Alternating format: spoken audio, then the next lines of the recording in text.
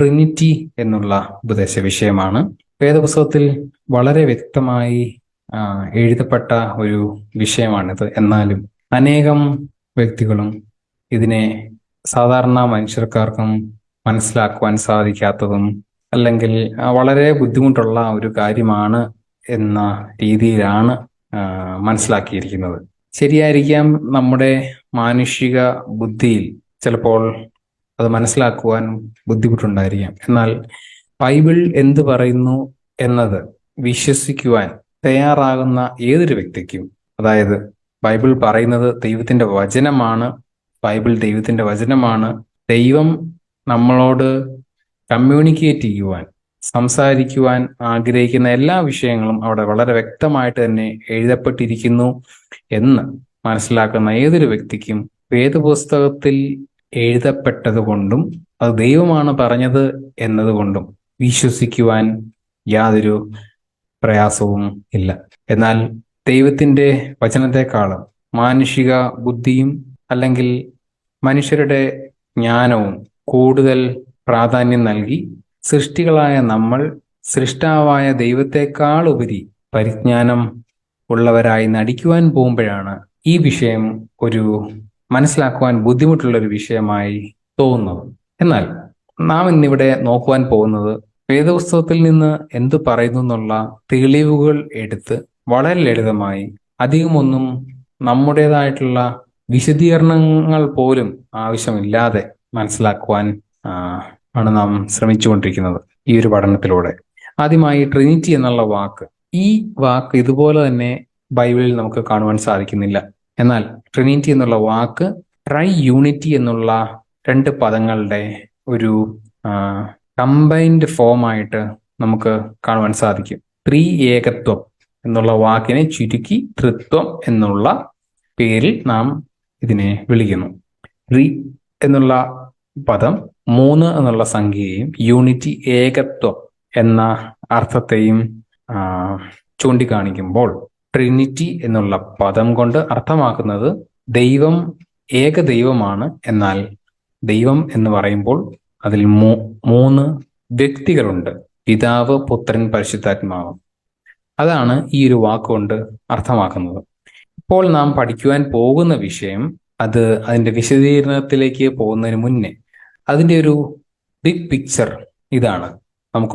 ഇങ്ങനെയാണ് നമുക്ക് ഒന്ന് പ്രസന്റ് ചെയ്യുവാൻ സാധിക്കുന്നത്. നമുക്ക് ഏക ദൈവമാണുള്ളത്. പിതാവ് ദൈവമാണ്, പുത്രൻ ദൈവമാണ്, പരിശുദ്ധാത്മാവ് ദൈവമാണ്. എന്നാൽ പിതാവ് അല്ല പുത്രൻ, പുത്രനല്ല പരിശുദ്ധാത്മാവ്, പരിശുദ്ധാത്മാവ് അല്ല പിതാവ്. 3 വ്യക്തികളാണ്, എന്നാൽ 3 ദൈവങ്ങളല്ല, ഏക ദൈവമാണ് നമുക്കുള്ളത്. ഈ ഒരു വിഷയം അതിന്റെ വേദപുസ്തകം നൽകുന്ന തെളിവുകളിലേക്കും വിശദീകരണത്തിലേക്കും പോകുന്നതിന് മുന്നേ ഇതിൽ ഉൾപ്പെട്ടിരിക്കുന്ന ഉപവിഷയങ്ങൾ എന്തൊക്കെയാണ് എന്ന് ഒന്ന് പറയുന്നു. There is only one God. നമുക്കൊരു ദൈവം മാത്രമേ ഉള്ളൂ. ഒരു ദൈവം എന്ന് പറയുമ്പോൾ 3 വ്യക്തികളുണ്ട്. അതിൽ ഈ 3 വ്യക്തികളിൽ തന്നെ വ്യത്യാസങ്ങളുണ്ട്. ആ വ്യത്യാസങ്ങൾ എന്ന് പറയുമ്പോൾ അതെന്താണെന്ന് വിശദീകരിക്കുന്ന സമയത്ത് അത് ചൂണ്ടിക്കാണിക്കുന്നതായിരിക്കും. അതുപോലെ തന്നെ ഈ തൃത്വത്തിലെ ഓരോ അംഗവും ദൈവമാണ്. പിതാവ് ദൈവമാണ്, പുത്രൻ ദൈവമാണ്, പരിശുദ്ധാത്മാവും ദൈവമാണ്. എന്നാൽ ഏകദൈവമാണ് നമുക്കുള്ളത്. ഇതാണ് അതിന്റെ ഒരു ഉപവിഷയം എന്ന രീതിയിൽ പറയുന്നത്. അതിന്റെ വിശദീകരണത്തിലേക്കും അതിന്റെ തെളിവുകളിലേക്കും നമുക്ക് പോവാം. ആദ്യമായിട്ട് there is only one God. ഒരു ദൈവം മാത്രമേ ഉള്ളൂ. എന്താണ് അതിന് തെളിവ്? ബൈബിളിൽ എന്താണ്, എവിടെയാണ് ആ തെളിവ് നൽകുന്നത്? ഇവിടെ ഇംഗ്ലീഷ് വായിക്കുവാൻ പ്രിഫർ ചെയ്യുന്നവർക്ക് ഇംഗ്ലീഷിലും, മലയാളത്തിൽ വായിക്കുവാൻ താല്പര്യപ്പെടുന്നവർക്ക് മലയാളത്തിലും എഴുതിയിട്ടുണ്ട് ഈ വാക്യങ്ങൾ. അതിന്റെ അഡ്രസ്സും നൽകിയിട്ടുണ്ട്. നിങ്ങൾ തന്നെ നിങ്ങളുടെ ബൈബിൾ എടുത്ത് പരിശോധിക്കുക. ഓക്കെ, നമുക്ക് വിശദീകരണത്തിലേക്ക് പോവാം. ആദ്യമായി ആവർത്തനം 6:4. ഇസ്രായേലെ കേൾക്കാം, നമ്മുടെ യഹോവ നമ്മുടെ ദൈവമാകുന്നു, യഹോവ ഏകൻ തന്നെ. ഇതാണ് ഒന്നാമത്തെ തെളിവ്. യഹോവ ഏകനാണ്. God is one Lord. രണ്ടാമത്തെ തെളിവ് 1 കൊരിന്ത്യർ 8:4. വിഗ്രഹാർപ്പിതങ്ങളെ തിന്നുന്നതിനെ കുറിച്ചോ ലോകത്തിൽ വിഗ്രഹം ഏതുമില്ല എന്നും ഏക ദൈവമല്ലാതെ ദൈവമില്ല എന്നും നാം അറിയുന്നു. പല ദേവന്മാരും പല കർത്താക്കന്മാരും ഉണ്ട് എന്ന് പറയുന്നുവല്ലോ. ഇവിടെയും ഏക ദൈവമല്ലാതെ വേറെ ദൈവമില്ല എന്ന് നാം അറിയുന്നു എന്ന് വളരെ വ്യക്തമായിട്ട് എഴുതിയിട്ടുണ്ട്. അതുപോലെ തന്നെ ഗലാത്യർ 3:20 ഒരുത്തൻ മാത്രമെങ്കിൽ മധ്യസ്ഥൻ വേണ്ടി വരികയില്ല, ദൈവമോ ഒരുത്തൻ മാത്രം. ഈ ഒരു വേദഭാഗത്തിന്റെ കോണ്ടെക്സ്റ്റ്, പശ്ചാത്തലം അത് എടുത്ത് നോക്കുമ്പോൾ മനസ്സിലാവും യേശുക്രിസ്തു ആണ് മധ്യസ്ഥൻ. യേശുക്രിസ്തു ദൈവത്തിനും മനുഷ്യർക്കും മധ്യേ ഉള്ള മധ്യസ്ഥനാണ്. യേശുക്രിസ്തുവിലൂടെ അല്ലാതെ പിതാവിങ്കിലേക്ക് ആർക്കും എത്തുവാൻ കഴിയുന്നില്ല. എന്നാൽ ദൈവം എന്ന് പറയുമ്പോൾ ഒരുത്തൻ മാത്രമാണ്, ദൈവം ഏകനാണ് എന്നുള്ള മറ്റൊരു തെളിവാണിത്. അതുപോലെ തന്നെ 1 തിമോത്തിയോസ് 2:5 ദൈവം ഒരുവനല്ലോ, ദൈവത്തിനും മനുഷ്യർക്കും മധ്യസ്ഥനും ഒരുവൻ. ഇവിടെയും അതേ അർത്ഥം തന്നെ നമുക്ക് കാണുവാൻ സാധിക്കും. എന്നാൽ ഇവിടെ കൊടുത്തിരിക്കുന്ന മധ്യസ്ഥൻ എന്ന് പറയുന്ന ആരാണ്? യേശുക്രിസ്തുവാണ്, നമുക്കറിയാം. അടുത്തത് സങ്കീർത്തനങ്ങൾ 86:10 നീ വലിയവനും അത്ഭുതങ്ങളെ പ്രവർത്തിക്കുന്നവനുമല്ലോ, നീ മാത്രം ദൈവമാകുന്നു. ഇവിടെയും നീ മാത്രമാണ് ദൈവം, മറ്റൊരു ദൈവമില്ല എന്നതിന്റെ തെളിവാണ് ഇവിടെ നമുക്ക് കാണുവാൻ സാധിക്കുന്നത്. നമുക്ക് രണ്ടാമത്തെ ഘട്ടത്തിലേക്ക് പോവാം. ഇവിടെ ഒരു ദൈവം എന്ന് പറയുമ്പോൾ അതിൽ 3 വ്യക്തികളുണ്ട്. ഏക ദൈവത്തിൽ 3 വ്യക്തികളുണ്ട് എന്നുള്ളതിന്റെ തെളിവാണ്. ഉൽപ്പത്തി 1:26 അനന്തരം ദൈവം പറയുകയാണ്, നാം നമ്മുടെ സ്വരൂപത്തിൽ നമ്മുടെ സാദൃശ്യപ്രകാരം മനുഷ്യനെ ഉണ്ടാക്കുക. ദൈവം പറയുമ്പോൾ let us make man in our image, നമ്മുടെ സ്വരൂപവും നമ്മുടെ സാദൃശ്യപ്രകാരം, അവർ ലൈക്ക്നെസ്. ഇത് ഒന്നിലധികം വ്യക്തികൾ ഉള്ളത് കൊണ്ടാണ് അവർ എന്നുള്ള വാക്ക് അവിടെ ഉൽപ്പത്തിയിൽ ആദ്യത്തെ പുസ്തകത്തിൽ തന്നെ അതിനുള്ള തെളിവുകൾ നൽകിയിട്ടുള്ളത്. അതുപോലെ തന്നെ ഉൽപ്പത്തി പുസ്തകം തന്നെ 3:22 യഹോവയായ ദൈവം മനുഷ്യൻ നന്മ തിന്മകളെ അറിയുവാൻ തക്കവണ്ണം നമ്മിൽ ഒരുത്തനെ പോലെ ആയിത്തീർന്നു. ഒരു വ്യക്തി മാത്രമേ ഉള്ളായിരുന്നുവെങ്കിൽ അവിടെ നമ്മിൽ ഒരുത്തനെ പോലെ ആയിത്തീർന്നു എന്ന് പറയേണ്ട ആവശ്യമില്ലായിരുന്നു. അതുപോലെ തന്നെ അടുത്ത തെളിവിലേക്ക് പോവാം. ഉൽപ്പത്തി 11:7 വരുവിൻ നാം ഇറങ്ങിച്ചെന്ന് അവർ തമ്മിൽ ഭാഷ തിരിച്ചറിയാതിരിക്കുവാൻ അവരുടെ ഭാഷ കലക്കിക്കളയുക എന്ന് അരുളി ചെയ്തു. ഇവിടെയും ദൈവം പറയുകയാണ് ലെറ്റ് us ഗോ ഡൗൺ, നാം ഇറങ്ങിച്ചെന്ന്. ഒന്നിലധികം വ്യക്തികളുണ്ട് എന്നതിന്റെ മറ്റൊരു തെളിവാണ്. യെശയ്യാ പുസ്തകം 6:8 അനന്തരം ഞാൻ ആരെ അയക്കേണ്ടു? ദൈവം ചോദിക്കുകയാണ്, ഞാൻ ആരെ അയക്കേണ്ടു? ആർ നമുക്ക് വേണ്ടി പോകും എന്ന് ചോദിക്കുന്ന കർത്താവിന്റെ ശബ്ദം കേട്ടു. ദൈവമാണ് ചോദിക്കുന്നത്, ഞാൻ ആരെ അയക്കേണ്ടു? ആർ നമുക്ക് വേണ്ടി പോകും? Who will go for us? ഇവിടെയും ഒന്നിലധികം വ്യക്തികളുണ്ട് എന്നതിന്റെ തെളിവാണ്. പിന്നെ പുതിയ നിയമത്തിലെ ഒരു തെളിവ് നോക്കാം. മത്തായി 3:16-17 യേശു കർത്താവ് സ്നാനമേറ്റ് കഴിഞ്ഞ ഉടനെ സംഭവിക്കുന്ന ഒരു കാര്യമാണ്. യേശു സ്നാനമേറ്റ ഉടനെ വെള്ളത്തിൽ നിന്ന് കയറി. അപ്പോൾ സ്വർഗം തുറന്ന് ദൈവാത്മാവ് പ്രാവെന്ന പോലെ ഇറങ്ങി തൻ്റെ മേൽ വരുന്നത് അവൻ കണ്ടു. ഇവൻ എൻ്റെ പ്രിയപുത്രൻ, ഇവനിൽ ഞാൻ പ്രസാദിച്ചിരിക്കുന്നുവെന്ന് സ്വർഗത്തിൽ നിന്ന് ഒരു ശബ്ദവും ഉണ്ടായി. ഇവിടെ യേശു കൊണ്ട് സ്നാനപ്പെട്ട് വെള്ളത്തിൽ നിന്ന് കയറുന്ന യേശു കർത്താവ് ദൈവാത്മാവ് പ്രാവെന്ന പോലെ തൻ്റെ മേൽ ഇറങ്ങി വരുന്നു. അവിടെ പരിശുദ്ധാത്മാവിനെ നമുക്ക് കാണുവാൻ സാധിക്കും. മാത്രമല്ല ഇവൻ എൻ്റെ പ്രിയപുത്രൻ, ഇവനിൽ ഞാൻ പ്രസാദിച്ചിരിക്കുന്നുവെന്ന് സ്വർഗത്തിൽ നിന്നൊരു ശബ്ദമുണ്ടായി. ഇവൻ എൻ്റെ പ്രിയപുത്രൻ എന്നും ഇവനിൽ ഞാൻ പ്രസാദിച്ചിരിക്കുന്നു എന്ന് പറയുമ്പോൾ അത് പിതാവാണ് പുത്രനോട് പറയുന്നത് എന്നും മനസ്സിലാക്കാൻ സാധിക്കും. ഇവിടെയും കർത്താവായ യേശു ക്രിസ്തു, അതാണ് പുത്രൻ, ദൈവാത്മാവ്, പരിശുദ്ധാത്മാവ്, അതുപോലെ തന്നെ പിതാവ്, 3 പേരെയും ഒരേ സാഹചര്യത്തിൽ നമുക്ക് കാണുവാൻ സാധിക്കും. മറ്റൊരു വാക്യം മത്തായി 28:19 ആകയാൽ നിങ്ങൾ പുറപ്പെട്ട് പിതാവിന്റെയും പുത്രന്റെയും പരിശുദ്ധാത്മാവിന്റെയും നാമത്തിൽ സ്നാനം കഴിപ്പിച്ചും ഞാൻ നിങ്ങളോട് കൽപ്പിച്ചതൊക്കെയും പ്രമാണിപ്പാൻ തക്കവണ്ണം ഉപദേശിച്ചുമുണ്ട് സകല ജാതികളെയും ശിഷ്യരാക്കിക്കൊള്ളുവീൻ, ഞാനോ ലോകാവസാനത്തോളം എല്ലാ നാളും നിങ്ങളോട് കൂടെ ഉണ്ട് എന്നരുളി ചെയ്തു. ഇവിടെയും കർത്താവായ യേശു ക്രിസ്തു തന്നെ പറയുന്നത്, നിങ്ങൾ പുറപ്പെട്ട് പിതാവിന്റെയും പുത്രന്റെയും പരിശുദ്ധാത്മാവിന്റെ നാമത്തിൽ സ്നാനം കഴിപ്പിക്കുക എന്നുള്ള കാര്യം വളരെ വ്യക്തമായിട്ട് നൽകിയിരിക്കുന്നു. അതുപോലെ തന്നെ മറ്റൊരു ഏറ്റവും പ്രധാനപ്പെട്ട ഒരു വാക്യമാണിത്. എന്നാൽ മലയാളം എന്നുള്ള ഭാഷയിൽ, മലയാളം ഭാഷയിലുള്ള പല വേർഷൻ, ബൈബിൾ വേർഷൻസിലും ഈ ഒരു വാക്യമേ ഇല്ല. അതുപോലെ തന്നെ ഇംഗ്ലീഷ് ഭാഷയിലും അനവധി വേർഷൻസിൽ നിന്നും ഈ വാക്യം എടുത്തു കളഞ്ഞിരിക്കുന്നു. എന്നാൽ അതിനാണ് നമ്മൾ കിങ് ജെയിംസ് ബൈബിൾ, ഇംഗ്ലീഷിലെ കിങ് ജെയിംസ് ബൈബിൾ നോക്കേണ്ടത്. അതുപോലെ തന്നെ മലയാളത്തിൽ ഡാനിയൽ പബ്ലിക്കേഷൻസിന്റെ ബൈബിൾ അവർ പ്രിന്റ് ചെയ്തിരിക്കുന്നതിൽ നമുക്ക് ഈ വാക്യം നമുക്ക് കാണുവാൻ സാധിക്കും.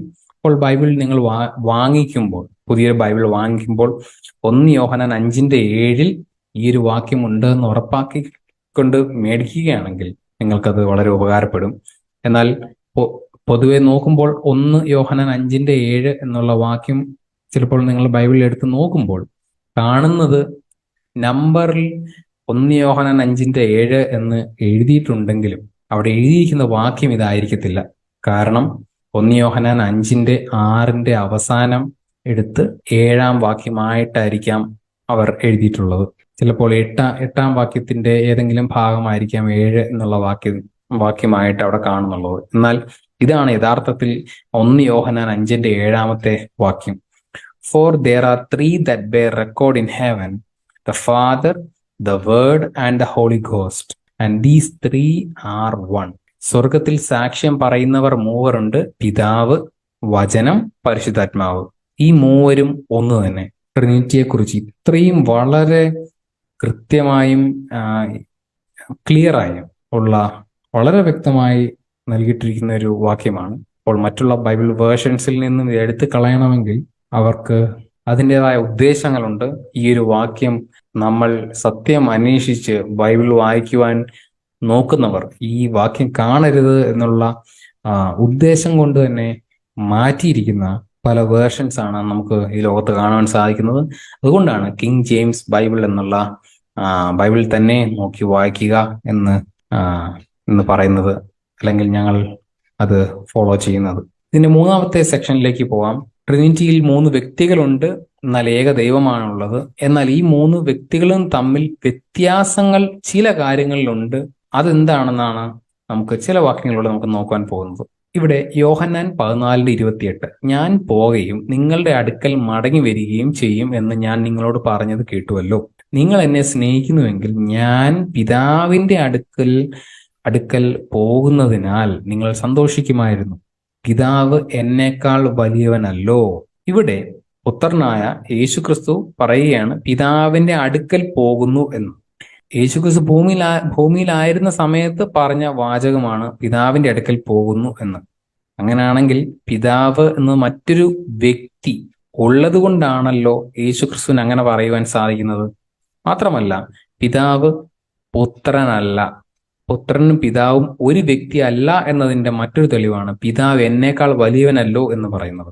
കാരണം പുത്രനായ യേശുക്രിസ്തു പിതാവും പുത്രനും പരിശുദ്ധാത്മാവും എന്നീ 3 വ്യക്തികളിൽ തന്നെ ഒരു ചെയിൻ ഓഫ് കമാൻഡ്മെന്റ്, ഒരു ഓർഡർ നമുക്ക് കാണുവാൻ സാധിക്കും. അതായത് പിതാവ് പറയുന്നതിനെയാണ് പുത്രൻ അനുസരിക്കുന്നത്. അതുപോലെ തന്നെ പുത്രനായ യേശുക്രിസ്തുവിന്റെ വചനത്തെയാണ് പരിശുദ്ധാത്മാവ് നമ്മളിലേക്ക് എടുത്തു നൽകുന്നത്. അവൻ എന്നിൽ നിന്ന് ഉള്ളത് എടുത്തു തരും എന്ന് പരിശുദ്ധാത്മാവിനെ കുറിച്ച് കർത്താവ് യേശുക്രിസ്തു തന്നെ പറയുന്ന ഒരു വാക്യമുണ്ട്. അതുപോലെ തന്നെ 1 കൊരിന്ത്യർ 15:27, സകലത്തെയും അവന്റെ കാൽ കീഴാക്കിയിരിക്കുന്നുവല്ലോ. സകലവും അവന് കീഴ്പ്പെട്ടിരിക്കുന്നുവെന്ന് പറഞ്ഞാൽ സകലത്തെയും കീഴാക്കി കൊടുത്തവൻ ഒഴികെ എത്രേ എന്ന് സ്പഷ്ടം. അതായത് പിതാവായ ദൈവവും പുത്രനായ യേശുക്രിസ്തുവും ഇവിടെ സകലവും അവന്റെ കാൽ കീഴാക്കിയിരിക്കുന്നു എന്നുണ്ടല്ലോ. ആ അവന്റെ എന്ന് പറയുമ്പോൾ അത് പുത്രനായ യേശുക്രിസ്തുവിനെ കുറിച്ചാണ്. എന്നാൽ സകലവും അവന്, അതായത് പുത്രനായ യേശുക്രിസ്തുവിന് കീഴ്പ്പെട്ടിരിക്കുന്നു. ഈ ലോകത്തിലുള്ള എല്ലാം യേശുക്രിസ്തുവിന് കീഴ്പ്പെട്ടിരിക്കുന്നു എന്ന് പറഞ്ഞാൽ അതിന്റെ അർത്ഥം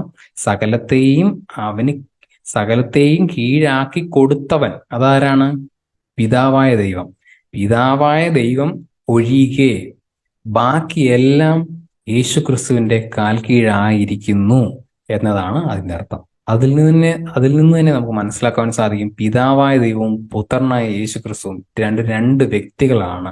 അതുപോലെ തന്നെ എബ്രായർ 2:11, വിശുദ്ധീകരിക്കുന്നവനും വിശുദ്ധീകരിക്കപ്പെടുന്നവർക്കും എല്ലാം ഒരുവനല്ലോ പിതാവ്, വിശുദ്ധീകരിക്കുന്നവൻ ആരാണ്?